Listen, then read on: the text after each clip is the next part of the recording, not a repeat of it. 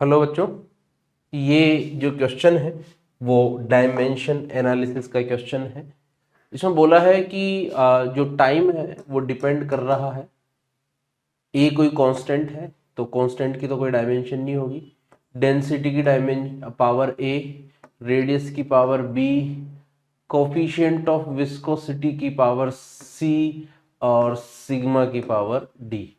ठीक है। अच्छा, रो और सिग्मा जो है दोनों के दोनों ही डेंसिटी है। ठीक है। चलिए, तो टाइम की डायमेंशन लिखो इधर, m0 l0 t1। Density mass per unit volume, तो ml-3। ठीक है, a। और इधर हो जाएगा r लेंथ, b। ईटा की डायमेंशन यह निकालते हैं अपन, f equal to 6 pi eta R V से। तो ईटा की डायमेंशन हो जाएगी f अपॉन आर वी की डायरेक्शन डायमेंशन। f है mlt-2 और r लेंथ वेलोसिटी lt-1। एक l कैंसिल हो जाएगा, ml-1 t-1। ठीक है, तो ml-1 t-1 इसकी पावर c और एक और बार ml-3 की पावर d। मास पर यूनिट वॉल्यूम है ना, डेंसिटी। चलो अब एक साथ कर लेते हैं इनको। तो m पे क्या power I, a plus c plus d।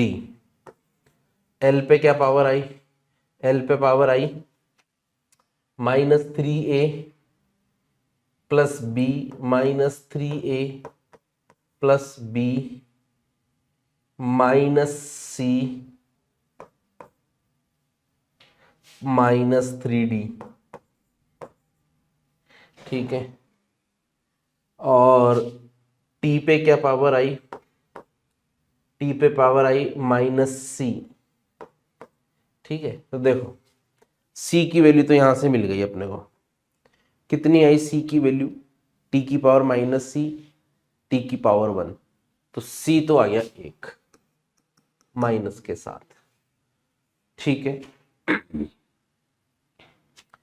c -1 अगर आ गया तो अब कंपेयर करते हैं इसको। ये 0 है तो a plus C plus D, a plus C plus D, ये 0 है। ठीक है। अच्छा, c अगर -1 है तो a प्लस डी की वैल्यू आ गई अपने पास 1। ये तो हो गया काम, a प्लस डी का काम हो गया। अब b प्लस सी का और चाहिए अपने को।